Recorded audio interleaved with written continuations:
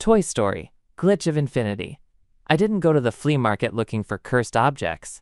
I just wanted a cheap SNES game to relive some childhood nostalgia. The tables were the usual mess of rusted tools, VHS tapes, and sun-bleached figurines.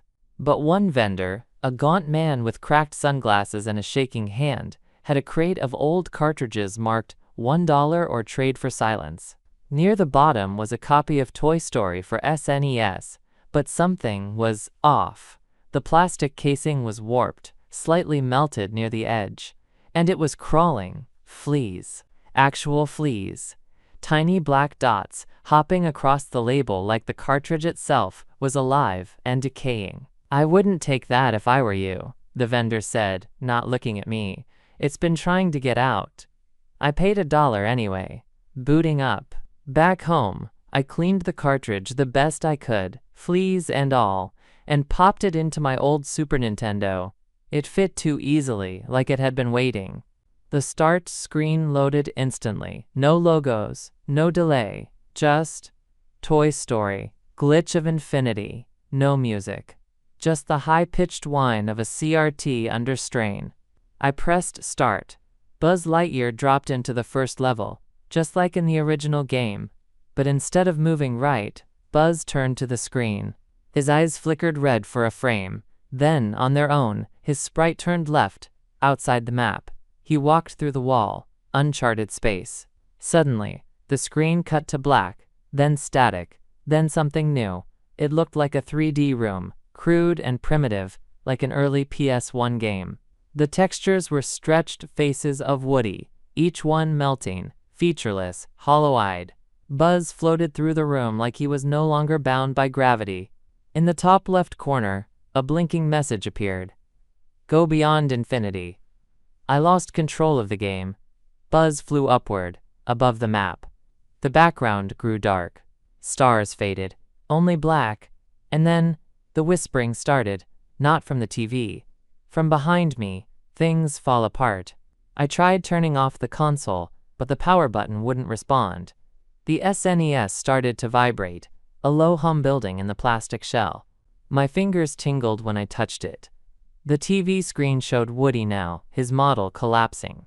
His limbs twisted unnaturally, collapsing in on themselves. His face turned blank, then slowly peeled away like paper until there was only a mouth, wide and grinning, stuffed with noodles. Red sauce dripped from the edges. I thought it was blood at first, but it was just pasta, until one of the eyeballs fell out, and it made a wet splatter sound on the floor behind me. But there was nothing there, a game within a game. I blinked, and the visuals changed again. Now I was no longer in Toy Story. The SNES had somehow loaded another game, something I'd never seen before, something ancient, stone textures, dust, crude depictions of toy-like figures on pixelated walls. The title read, Juguetes de los Dioses, Toys of the Gods. I had control again. I walked a small doll-like character through a crypt beneath some forgotten jungle. The music was a deep, rattling hum, like wind through bones. In the next room, I found them. 3 ancient Mayan toys, their bodies made of gold and wood, eyes shimmering with pixels that didn't match the 16-bit graphics. They spoke in text boxes. "You were not supposed to see this. Your kind forgets we were the first to play. The child's joy is our curse." The screen shook. Then, in red, "Return the cartridge before playtime becomes forever." Then they all burst into flames. The real world corrupts. When I yanked the cartridge out, the SNES kept running. No power. No connection. Still on. Woody's face appeared again, his eyes slowly filling with more noodles. His teeth were made of plastic toy soldiers now, snapping in rhythm. From the side of the screen, a wooden puppet resembling George W. Bush slowly rotated into view. He said nothing, just stared, blinking every few seconds. Behind him, bats poured out of Andy's toy chest. Skeletons crawled along the wallpaper. Woody whispered, "You are the toy now. Final message."